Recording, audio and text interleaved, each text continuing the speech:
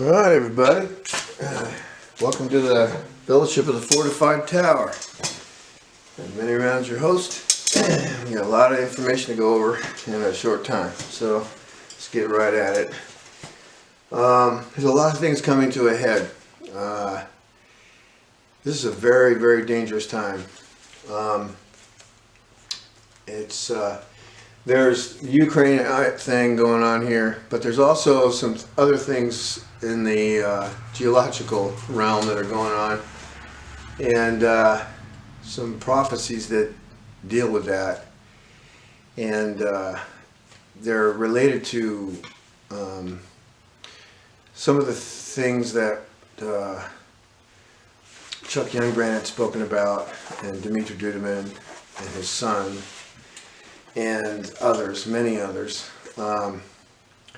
But there's very little time left. Okay, if you're on the fence, you need to get off it. Okay, there's no time left. There's just no time left. Any day now, there could be some terrorist attacks on the United States that they'll call them terrorist attacks, but there was some strange things happening the last few days. It's the 13th of January, okay? It's about 10 o'clock at night, 10:30. And one of them was, that flew up red flags in my eyes, was this aircraft, flight FAA shutdown, okay? And they came off with some story about it, that it was hackers or something, and or a glitch in the system that caused it to go butts up. But every time they move their lips, they're lying. Okay, so I don't buy that. And there was an incident over in Europe where I think it was Heathrow Airport or somewhere, that they had picked up some indications there might be some radiological contamination, that showed up on their sensors or whatever, and they were searching planes and searching stuff. And shortly after that is when the FAA decided to shut down their ops, and they said it was for some other reason altogether. But I don't buy that, and it makes me wonder, what the heck was really going on there, and what is going on. And I have a feeling that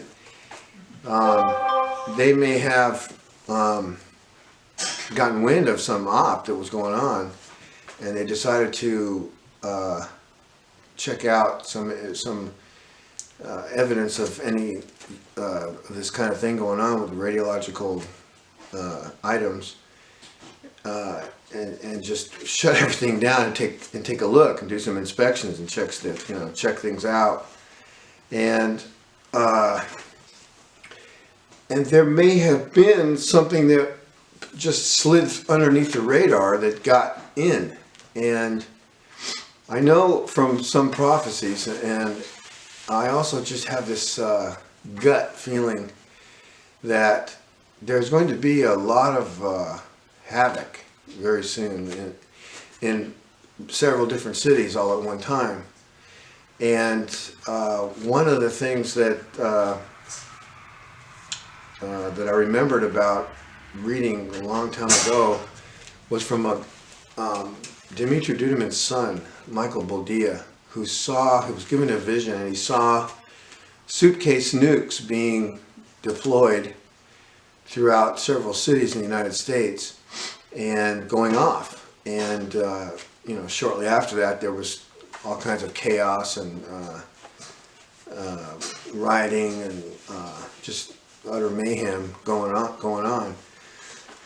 So there's that, and I myself had a dream about an incident that happened in San Pedro.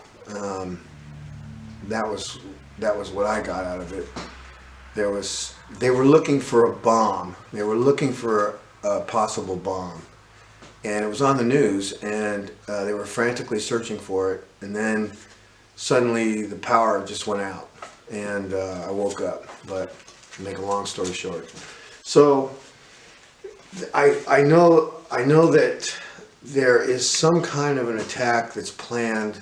I don't know exactly who the perpetrators are. I don't know. It doesn't matter. But a lot of people are going to die a gruesome death, and it's going to be a quick, devastating incident, and you get right with God now, because you may not have tomorrow, and from what I'm kind of getting, this could happen pretty soon, all right, because there's other events that I see coming that may happen after this other incident. So it sort of pushed the whole timetable up a lot sooner than most think. And I think that a lot of this is going to happen like boom, boom, boom, boom, boom. It's just going to be a rapid thing. So when it really, I mean, some people think we're in the tribulation now. We might be, and the people in Ukraine sure think so. Okay, and they're going through some grief, and there's other people. I mean, there's all over the world. There's a lot of people just dropping dead. Okay, in great numbers, and greater numbers than they're letting on. So you may know some people. You may be one that is knows or has some family member that has just suddenly dropped dead, and we know why, but more and more are going to, and it's going to be difficult for the powers that be to keep that hush hush much longer, because the bodies are just piling up. But so what I was going to get into first was something that I picked up on a month or so ago about the Azov Mina prophecy by Philip Barnett. The Lord showed him. He was a pastor out of Oklahoma, I think, and possibly Texas, but and he got a opportunity to go. He went on missions. He did missions and stuff, and he went overseas, a few times, and then he ended up going to Ukraine. He was going to be there for 13 days. Well, he ended up staying there for 25 years or something, and he started a lot of churches over there and a lot of ministries over there. And during that time, in 2007, he got a vision from the Lord, and a dream, and he didn't write it down right away, and he forgot about it, and he couldn't remember it. And then it wasn't until a couple of years later that the Lord gave him that whole vision and dream again. And this time he wrote it all down. And then he did, after that, he did a briefing to a congregation over in Ukraine. And they thought he was crazy, because he was telling them that the Russians were going to come in and they were going to invade Ukraine, and there was going to be this war. And the Lord showed him different. He was about here in Ukraine, and he was looking east, okay, and he saw in a semicircular fashion these mountains, and the mountains were shaped like missiles, and there were 8 of them, and there were 8 different cities that these mountains represented, kind of, and that they were going to be hit with nuclear weapons from the United States. And at the end of this briefing, a lot of people thought he was nuts, but there were others that didn't. And this prophecy is known in Ukraine. And he also said there was going to be 2 different exoduses out of Kiev. And the first exodus, from recent interviews that he's had, and you can look them up, through Off-Grid Desert Farming with Paul and Adrian Mills, and they had him on, and they got an update from him about some of this stuff. So you can look that up and check it out, and it's very interesting. And he did that whole briefing he did in Ukraine. You can look that up too. It's still online, and it's 2 hours long, but it's worth every minute, because it gets into exactly what's going on over there right now. And we are this close to this whole thing blowing up into a huge conflagration. He basically said this in a nuts and bolts way, that where's my pointer? That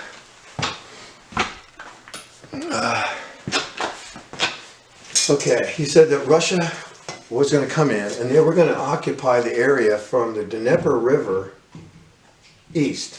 Okay, now they're not all the way to the Dnieper River yet. In some areas they are, but not this whole region. And also, he spoke about how they were going to be in Belarus, and they are in Belarus, and they're bringing by rail lots of armor and gear and troops and everything else, and they're setting up their air assault and air force to support this mission. They're also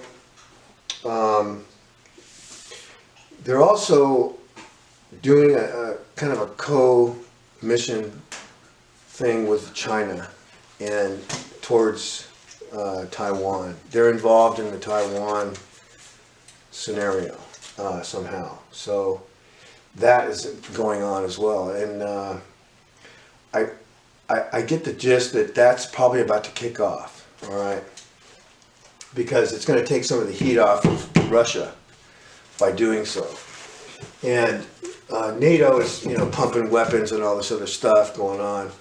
But things are not going as well as the mainstream media would portray as far as how successful the Ukrainian forces are doing against Russia. Okay, that's, you can debate that all day long, but the fact is that things are not going too well, and these guys are about to mutiny, okay, because they're getting abused, they're getting thrashed, they're getting just slaughtered, and they're running out of patience.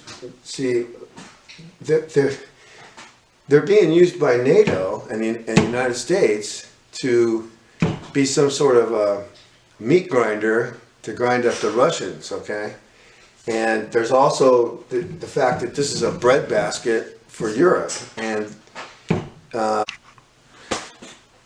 so this is a breadbasket for Europe,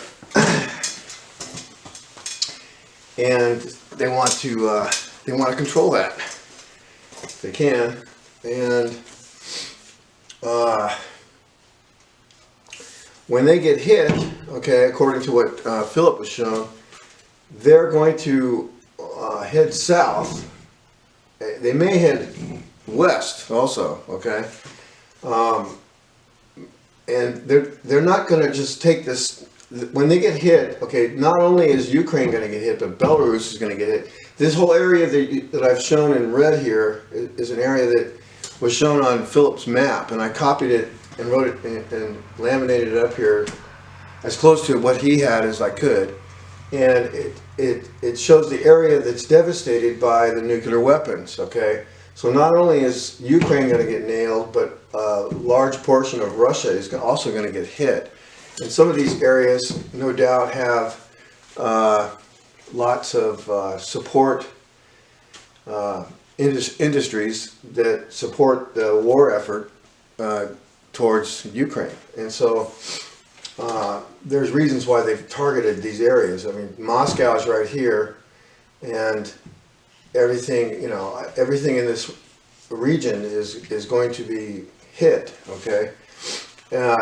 Philip also conveyed that there were going to be some areas, mountainous regions, for people to flee to, that the Lord mentioned in, I think, Matthew 24, where, flee to the mountains. When you see the abomination of desolation, flee to the mountains. So it's mentioned a few times in the Bible, and mountains will be a good bet to go to if you're in an area that's been devastated, and that goes to the United States as well.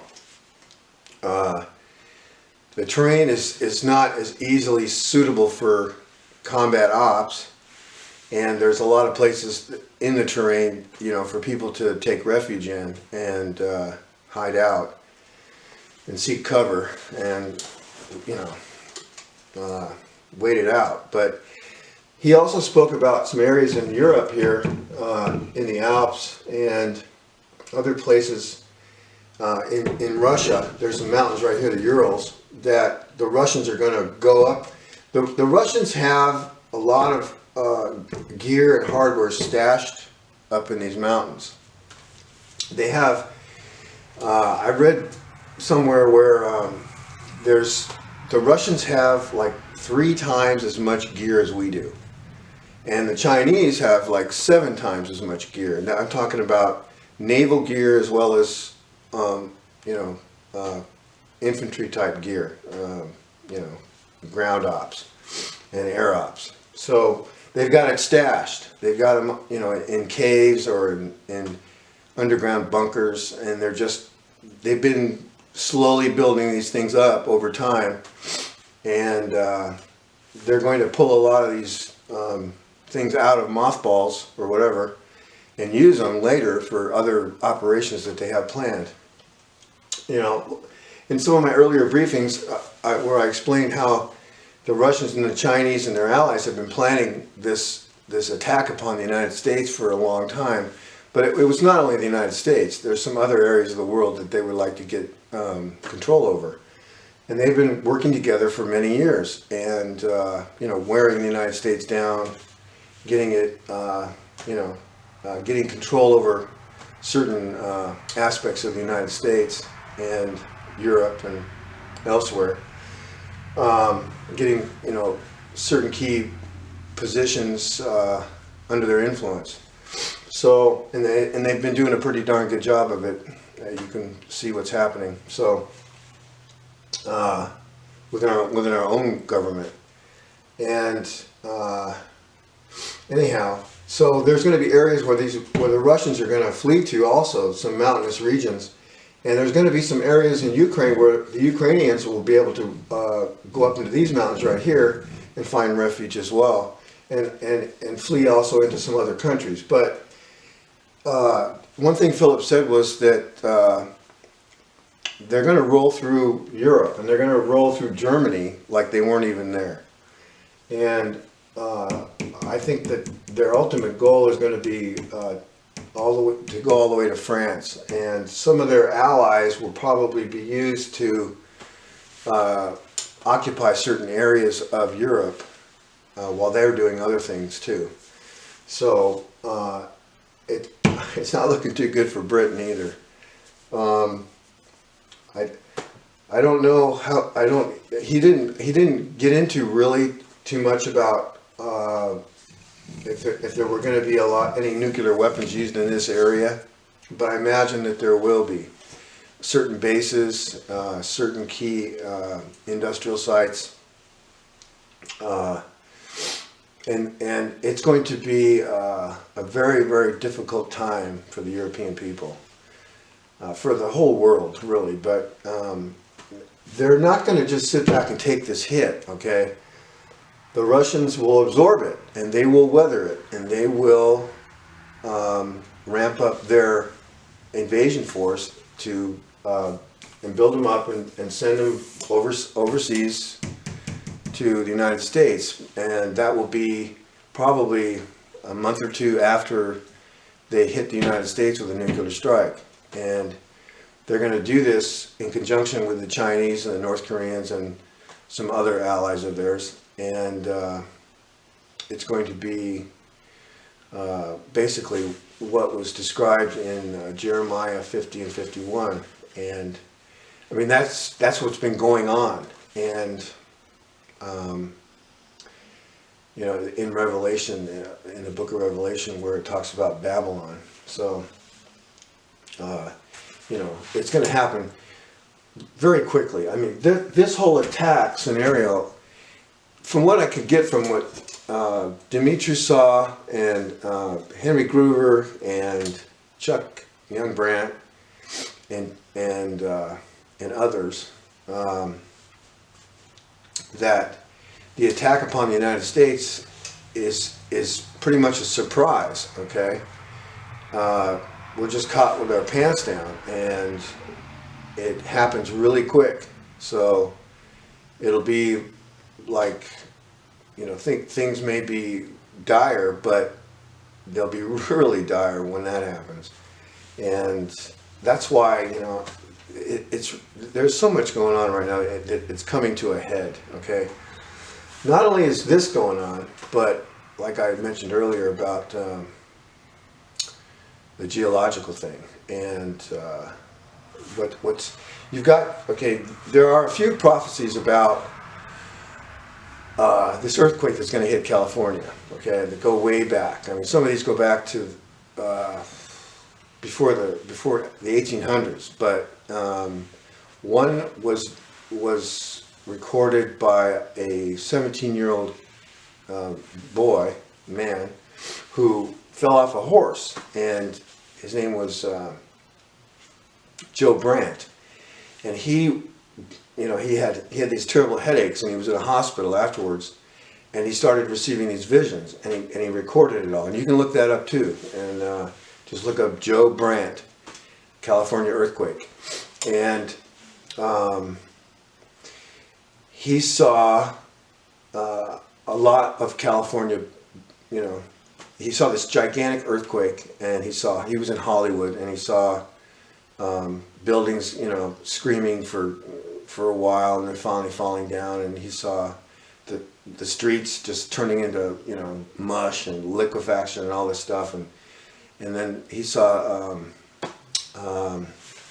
ham radio operators on the radios, and they were radioing, California is going to the ocean. This is California. This is California, and they were radioing to the last minute. I mean, he saw the ground tilting down and the ocean coming in. Okay, and these guys were, giving their last breath to the cause of warning everyone that California was in big trouble. So there was another fella that saw a huge hurricane. I can't remember his name, but he saw this huge storm, this huge hurricane that hit California just prior to this large earthquake. And right now there's a huge storm that's been hitting California that's it's unprecedented. Okay, there's never been a storm or a series of storms that have hit California like they're being hit with right now. And there's a lot of flooding, and people have been killed, and just total areas are just totally devastated and swamped with debris and sewage and water and just havoc. And some of those areas, I don't think that a lot of those areas are going to be habitable after all of this, and they may relocate people and not let them return because it's just too hazardous for them to do so. So there's that going on, and where I was going to go with that little pad. Okay, so now I want to get back to the Azov Mina thing a little bit. Okay, so you've got NATO and the United States that are pumping all these weapons, and they're painting themselves in this corner because this is not going to be a successful op, and the Russians are going to take this area. Okay, now at some point, the United States and NATO are going to say, well, and the Germans are going to see. They're going to become afraid because they see what's going to be coming. They can see that this is really going to turn into a nuclear nightmare, and they're going to protest, strenuously that they need to have a peace solution right now, before it gets out of hand. But it's going to be a little bit too little, too late, and I'm not sure the reason, the total reason why, but at some point the United States decides to launch a nuclear attack upon this area, and that will be answered back. And that whole thing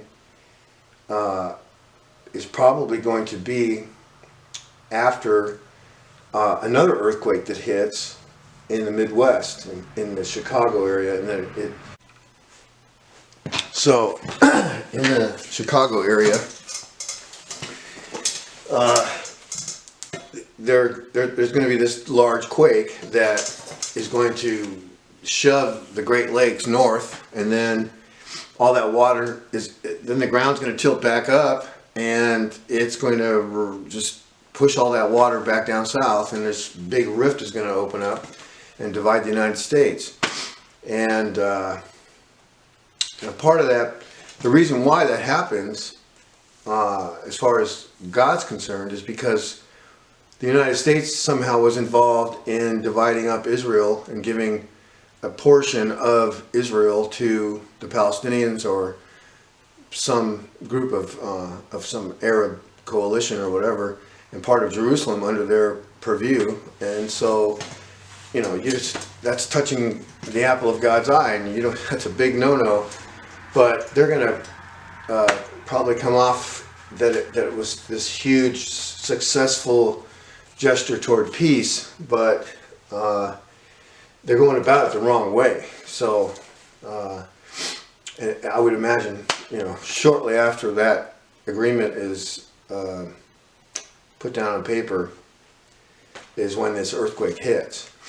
And then, so the time frame between when these quakes all hit and this going on and them launching a strike on the United States is a relatively short time. So you're looking at a possible terrorist hit on the United States with, did I mention suitcase bombs yet?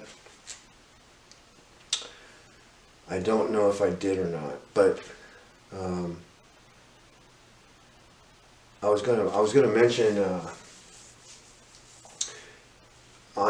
back on the little glitch with the FAA and all that, and that there's this terrorist thing going to happen, and it's going to create some, and all these, there's going to be a lot of explosions in the United States, and it's going to cause all this havoc, and then the powers that be are going to clamp down. Okay, they're going to shut down roadways. They're probably going to declare martial law.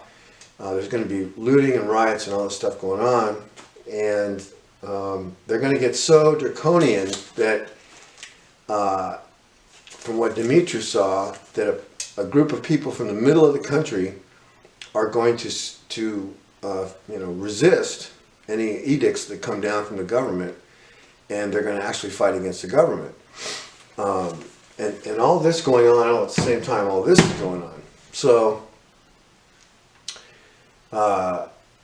we have, I don't know how long it's going to take the Russians to seize this area, but they're ramping up for a large operation right now, and they're gonna, they're just gonna put their foot down. They're gonna go in there and they're gonna take it, and NATO and the United States are gonna throw as many bodies and weapons and stuff that they can at them, but the morale is low here, and they just don't have the momentum that they had. And Russia's intentions originally were not really to go all that far. They were just going to liberate some of the areas that they had people in that were being abused, and that was as far as they wanted to go. And they were trying, to make agreements with NATO and Kiev to just come halfway a little bit with some of this stuff, but they would not budge. They kept pushing and pushing and pushing, and now we've got this painting themselves in the corner routine going on. So we are where we are. So when you're looking at the list of all these things that are coming upon us, it's like, well, the first things that would need to occur would be the terrorist actions against certain cities in the United States. And given the time frame we're looking at here with Russia just about ready, poised to go in there, and the fact that you've got California in deep trouble with these storms, and the potential for a large earthquake to happen after that storm, and then that there's this other earthquake that's going to happen in the Midwest, according to Chuck Youngbrandt, 37 days later after that quake is when the Russians launched their nuclear attack on the United States. So that's not a lot of time, okay? That there's not, I mean, if that storm is the storm that this other prophet saw, and shortly after that there's a quake, and I think it was David Wilkerson who saw that there was going to be a large quake in Japan before the one that hits California. So there's that little piece of the puzzle with Japan. And I was doing a little research on seismic activity in the last couple nights, and I was looking up Dutch Sense, and I looked up some of the stuff that he was observing, and all these quakes, where he starts off, okay, is he's got this, like, he's come up with this system, and it's just from his observations, okay. And one of his subscribers, or somebody he knows, helped him draw up a map, a globular map that shows where all the pressure goes after these other quakes that hit. And it starts here. It starts in this region right here, where there's these really deep quakes, okay, that end up here, and they're shown on the USGS Google map thing, with, you know, the little circles way out. The further out they are, the deeper the quake is, right? Well, they all originate from this area, and then he starts from there, and then the pressure builds up, and the quakes spread out, and they spread out this way, and they spread out this way, and they spread this way, and they spread this way, and then they spread around this way, and then they migrate across the United States, depending upon the magnitude of and the depth of these quakes that originate right here. So it all starts right here in his observations. That's pretty much how it goes. And he's predicted, or he's put a warning out, rather, for a quake that's going to hit on the California-Nevada border. I think the alert was up today. I don't know if it hit, but he was looking for like a 5.5 to a 6.5 or something like that. That was going to hit somewhere on the California-Nevada border. And then, and he does a lot of research, this guy, and the USGS isn't too fond of him because of how accurate he is, and that he kind of is up against their method of doing things, and he knows they're all related, and they are all related. I mean, it's just one ball here. So if something happens here, it affects the plates, and all this stuff shifts, and pressure builds and moves. And how God built it all, it's just the way it works. So he's recorded all these reactions to these quakes that start, all down in here. And he's been very, very accurate, and he's been thanked by many, many of his followers for warning them about these quakes, because he saved lots of lives. So anyhow, what I'm looking for now, because there were a couple of 7s out here, and the pressure did migrate, and it went up, and then there was a couple big ones here, and then I forget where else they were, but there was one up here in the North Atlantic Ridge. And anyhow, so if there's a quake here in Japan, the pressure, some of this pressure, it goes directly across the ocean, he's got these arrows pointing on his globe, and it goes directly across just about where San Francisco is, and up here in like near Vancouver and stuff. So he's looking for, you know, the results of whatever happens down here. It affects all of this, and then some of the pressure is relieved by volcanoes and such, and this and that, and he calculates all that in. But the main thing is, what I'm getting at is, I'm looking for this quake that's going to hit Japan. And evidently, it's going to be a quake of some magnitude, because it was something that people would recognize as an event, as a precursor to the quake that hits California, according to David Wilkerson and what he saw.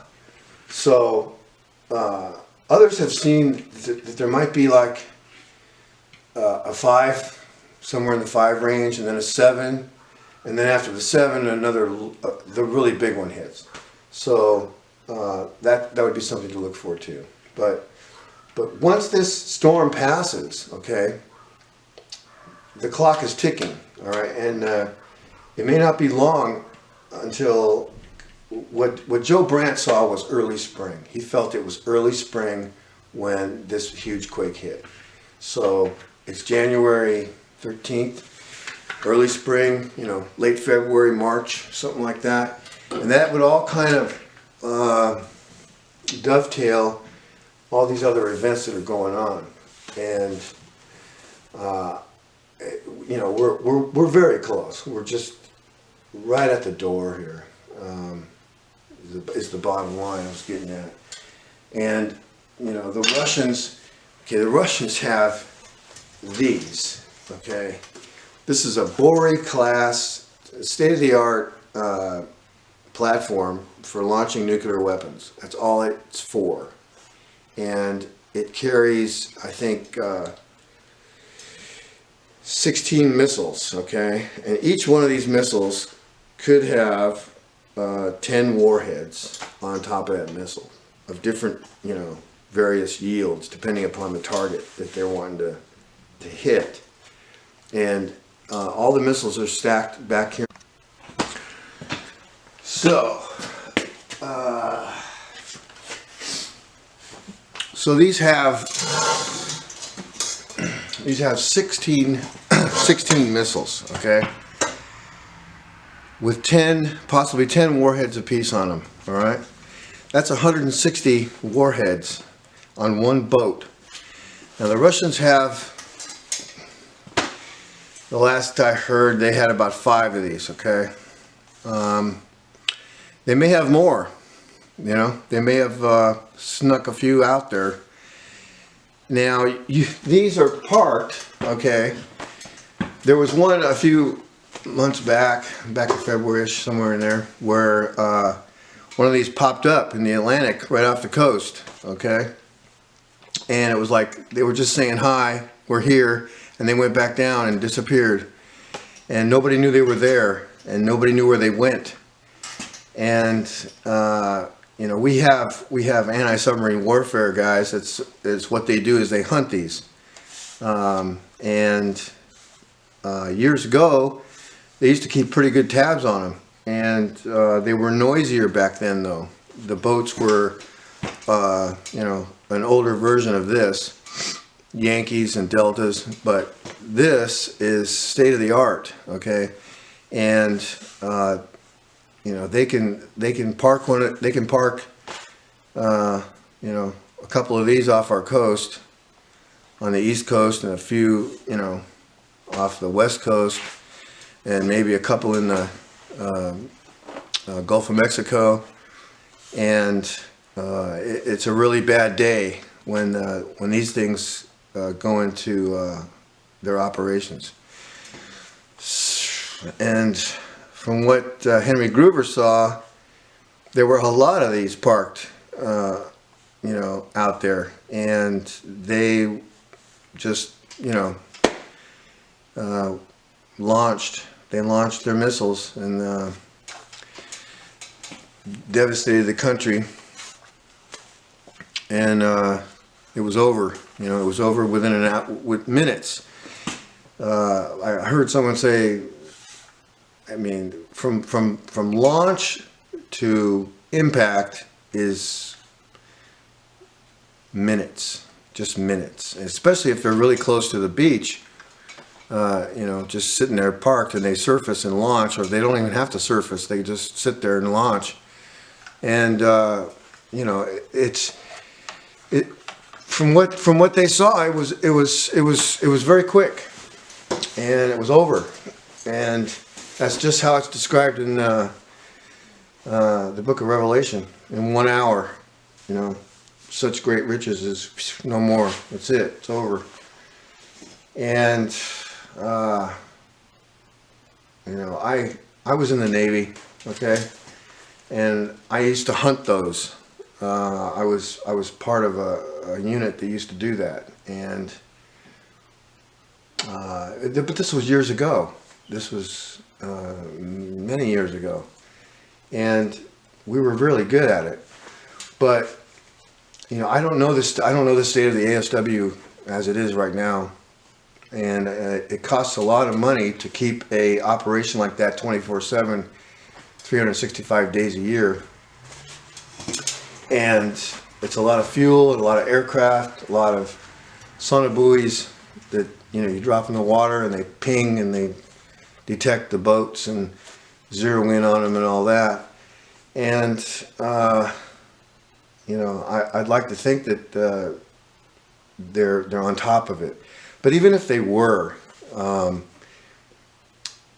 the day they decide to launch, once those things are in the air, it's over. It's just, you know, there's no stopping them. So we don't have an adequate defense against that, especially with the newer versions of the missiles they have that travel at Mach 10.